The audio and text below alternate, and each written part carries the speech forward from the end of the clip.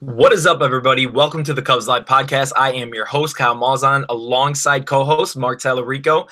The Cubs and Brewers just finished up a 4-game series in Milwaukee, and the Cubs are coming out of that series with a win, taking 3 games out of 4. Now, some key factors in the series was Chris Bryant had all games, some great pitching performances from Lester, Quintana, and Darvish, and even Kyle Hendricks looked good on Friday. It's just he kind of missed a few spots, and the Brewers made him pay, and the bullpen looked real good yet again. And, we got to see Brandon Morrow look real good on Saturday and Sunday, which he's going to be a key factor down the stretch, locking down those close games for the Cubs, so we can really rely on him. And I excuse everybody that's watching or listening to this. My voice is a little hoarse. I went to the Cubs and Brewers series Friday and Saturday, so I saw the Cubs come back on Saturday. It kind of was a great feeling. It kind of felt like that 2017, 2016 vibe where, we never quit, we never give up. They scored, I think, 4 in that inning. So some good baseball I saw down at Miller Park. And for me, some biggest takeaways was this rotation is going to be real good, minus from their first start around, this rotation. I think we're going to see what we expected to, along with the bullpen. I mean, Justin Wilson, even though he walked bases loaded after getting 2 quick outs on Friday, this bullpen has looked real good. Mark, now tell me what some of your biggest takeaways from this series was. Well, like you said, I'm not concerned at all about this rotation. Between Lester, Darvish, and Quintana, they went 18 innings and had 1 run. 1 run between 3 of them. That's amazing. And while you can't expect that all the time, I also knew that their first start was nothing to be concerned about. I knew that, so I really wasn't concerned about it. I thought it was a really big series from Javi. Javi looked really good. He had that one game where he had 3 walks. 2 of them were intentional, but still, any game where Javi gets 3 walks, that's insane. That I feel like I've only seen him take 3 walks since he's been a Cub. So like it's rare that happens. There were some concerns about Schwarber and Happ. I feel they still kind of look a little lost at the plate, but Happ came in real clutch yesterday. Caratini impressed me a lot because he had to come in. He wasn't really expected to play much, but once Rizzo went down, he subbed in right away, and he had some really big outings, I thought. Well, that's my next question. With Rizzo being out for 3 of the 4 games, he played on Thursday, was out Friday, Saturday, and today on Sunday. It doesn't look too good for him. He was talking kind of pregame. He didn't sound confident that he'll be starting during the home opener on Monday. Now, probably he might head onto the 10-day DL, I would think. And Victor Caratini, like you said, he came in, has looked really good backing up Rizzo. I know he had to come off the base and apply a tag today, some defensive work, and he's had a few RBIs this weekend. And now, how do you feel with Caratini after seeing him this weekend? I'm really confident in him, and I think he's going to be a real big league, not a big league star, but a decent guy to have on any big league roster, I feel like. Well, I think that this weekend, obviously we don't want to see Rizzo go down at any point, but I think that this might be a positive because Caratini is playing a pretty decent amount. And if anything happens to Contreras, like last year when he pulled his hamstring, Caratini's coming up. And the more he gets to play, the better, the more experience he has, the better equipped he will be for the show. So I think that this is only going to help in the long run. It's only April, so I'm not really concerned about Rizzo's back. Take your time. Do whatever it takes to get back to 100%. There's no real hurry to get back for anything. Exactly. Now, you mentioned Schwarber. He looked a little lost at the plate. I think he went 0 for his last 14 at-bats. And I've always pushed it in the back of my head where I'm like, I don't want to talk about Schwarber negatively because we know how good of a hitter he is. He just kind of loses himself at some points during his at-bats. Now, but the question has really came up more so in my head, like, if he struggles this year, what do we do with him? Do we keep him? I mean, Theo loves him like his son, but I don't want to think about these things. But seeing him struggle like he did in Milwaukee, it's kind of made me think like maybe it is best we ship him away if he continues this, which I don't foresee it happening. But do you think that if Schwarber struggles like he did in 2017, we will see a departure in this offseason? That's something that I don't want to think about either. And I don't think it's going to happen because if you look at his splits, he had an above average season, the second half of the season last year. So I think that and if you look at his plate appearances, he was put in a lot of different situations where he was probably thinking, okay, I need to make contact. I need to drive this to, the warning track to get this run. I need to run this. I need to get this base runner over. And I feel like Schwarber might just be putting too much pressure on himself. That's what I think, at least. No, yeah, obviously, I think that too. I kind of think it too. We don't know what he's thinking, but I mean, if you look at a lot of the a lot of the plate appearances, they were in spots where there was a runner on first and second, runner on third. There were different options where he knew that he had to bring the runner over, and that could have a negative effect sometimes, I think. Yeah, it just sometimes, Schwarber, a lot of people don't understand the type of player he is because you and I, we watch a lot of Cubs baseball. We cover it pretty closely, and we know the type of player that he is. And to see him struggle like he has, it's really not concerning. It's just you hate to see it because you know how lethal that bat can be. Yeah. Now, like I said before, the starting staff this weekend looked real good. The Cubs starters, Quintana and Lester blanked the Brewers, along with a strong start from Darvish and even Hendricks. Like I said, he missed a few spots. Brewers made him pay. That will happen. You're a big league starter facing a pretty good Brewers offense team. Now, a lot of positives to take away this weekend from this staff. Your thoughts on the staff this weekend?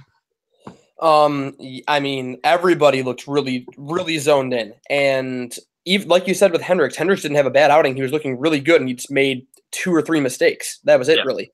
Otherwise, he was hitting all of his spots. Darvish impressed me so much yesterday. He was when he is on. I heard I think Contreras said that he had like 3 different sliders for different scenarios. That's not even fair. How do you hit that? How do you catch that? I can't even imagine. So you obviously can't expect that every single time, but we know how good they can be. So that's what they're showing us, and that's exactly what I really expected their second time through. Yeah, this rotation is going to be really nasty if everyone plays up to par because they have the ability to 4 guys as your number 1 starter, which speaks volume. Now, I didn't get to see Darvish yesterday on TV. Now, when you're there at the game, you don't really get a full grasp of how nasty he is. I mean, you can see the break. You can see people striking out. Was he as nasty as it looked live? Because for me, I was like, strikeout number 1, strikeout number 2. Then we're at 8, 9, 10, and I'm like, dude, he must have been on. Was he on yesterday? Because I was really enjoying it from the fans, and I had a few beers in me, so I was like, holy this guy can throw the ball real good. No, I mean, I watched the games on my laptop because I have to stream them, but like he looked really good. He looked very good. He was hitting his spots. I think Madden said that there's usually a part in the game where there's about 2 or so batters where he could get into some troubles where he starts hanging the pitches a little bit more. But when the sliders are coming, when he's blowing it by you at 96, 97, because he was throwing it hard yesterday. When that's happening, he's almost unhittable. It's unbelievable. I know. I loved it. I love seeing Darvish. I was really blessed to, get to see Darvish this weekend because in person he looked as nasty as it is on TV. Now, Pittsburgh comes to town for the opening series at Wrigley Field, and I'm sure fans are all jacked up. The Cubs being back at Wrigley, baseball being there. Tyler Chatwood will get the nod tomorrow, followed by Lester and Hendricks on Wednesday and Thursday. The Cubs have a day off, which is kind of weird. We've just had a weird schedule to start the year. I mean, this won't go on later in the year. It's just weird to start off having days off and then rain out and all that other stuff. I mean, weather permitting. I know the weather isn't supposed to be the best here in Chicago on Monday for the home opener, but the Pirates are starting the year off hot as well, sitting on the top of the division, 7-2 this year. So what are some expectations heading into this series versus the Pittsburgh Pirates? Well, like you said, they're off to a very hot start, and while the Pirates have some good guys. They have Gregory Polanco, Starling Marte. I think he's going to heat up some more. Josh Bell's good, and I'm huge on Josh Bell. I like Josh Bell a lot. I think he's going to be a stud. Absolutely. Like, they have good guys, but also if you look at their like utility guys, like some of their guys that I don't know if they were like they're El Mora, you could say, somebody that doesn't really not a lot of people know about per se. They are all off to a great start to the season where they're hitting over 100 points higher on their on-base percentage than their career average. So everybody's off to a really good start, but I think that maybe playing in the cold in Wrigley, playing wind blowing in, all this kind of stuff happening, I expect them to digress a little bit this next series. Their pitching also, they have some guys that were off to a good start, but a pretty small sample size. They have some pitchers that don't have nearly as much experience as the Cubs do.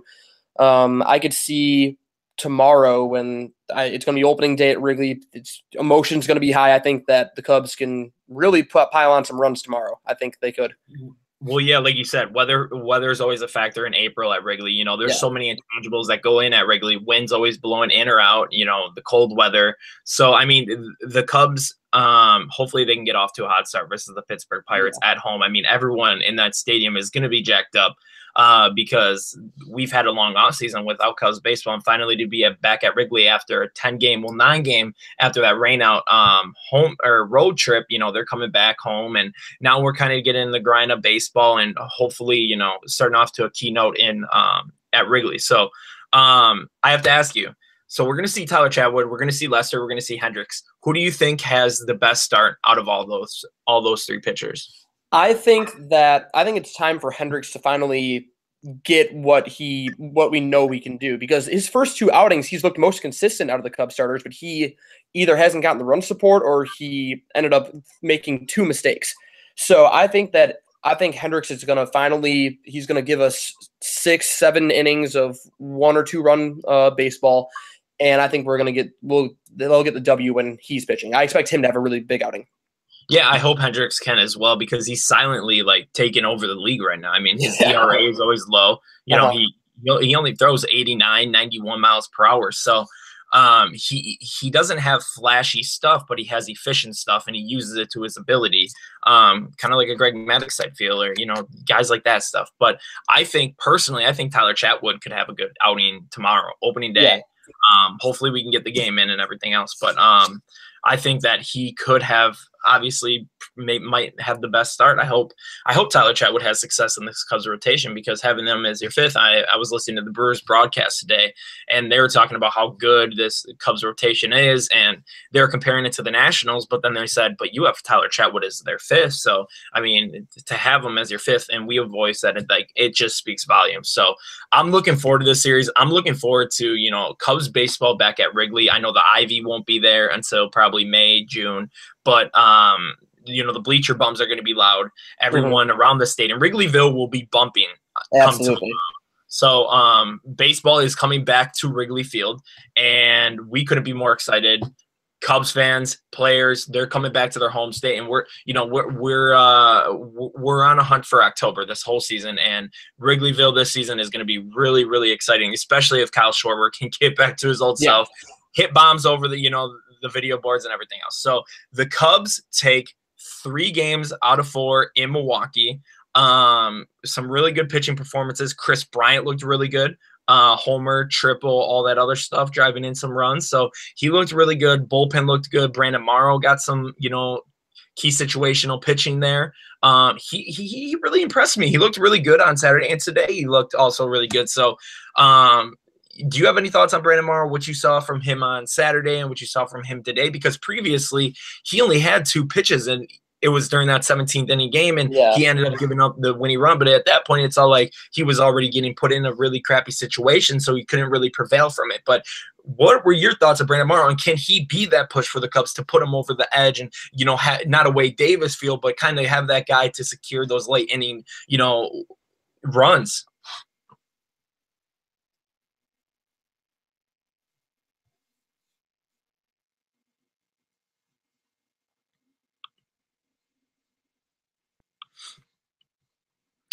I think we may have lost Mark. Well, Mark, it was a good run. Okay. And he looked good the last couple outings that we saw him. So I was looking forward to him actually having like a clean slate, not coming in to clean up a mess. So he looked really good, and I think that he could be a good closer. I think he could be, for sure. I'm looking forward to it, because when he's healthy, when he's on, and he's nasty. Yeah. And the Cubs really got him, you know, a good back end piece of their bullpen. So, like we said, Cubs take 3 out of 4 in Milwaukee, take the series win. We're onto our home turf now. I mean, a 5-4 road trip is not the worst thing before in April and March before you come back to your home. How do you feel about that? A 5-4 road trip? I mean, considering how they started, you know, they did not look well their first couple series, and then on our podcast, we both predicted that they were going to split the series, actually. So I'm happy. I'm happy they took 3 out of 4, and they could have taken 4. I mean, that one game that they lost, that was a game that was so close in so many different areas that they could have won that one too, I feel. So I think that they look really good. Their run differential is really good. If you look at it, their run differential is one of the best in all of baseball right now. And I think that eventually they'll start collecting the wins from that. Well, yeah, and I think that a lot of Cubs fans may think, oh, this is underperformance. Just the opponents we were facing. We didn't win the series in Miami. Yeah. The Reds beat us. And then we came and finished strong in Milwaukee, which was key for us because just being down in Milwaukee for those 2 games, I never felt that energy versus the 2 teams and the fans and everything else. And it almost felt like a must-win series. And it's crazy talking in April about this because no games in April are must wins. But versus your opponents and your division, it feels a little better as well. So I'm glad that we ended on a good note and it's on to our home turf, and we're going to be looking real good at Wrigley. So the Cubs take 3 out of 4 in Miller Park. On to Wrigley Field versus the Pirates. Tyler Chatwood will get the bump on opening day. Mark, it's been a pleasure, my man. I'm sure we'll be talking later in the week. And thank you all for tuning in. I'm Kyle Malzhan. Thanks for tuning in to the Cubs Live podcast.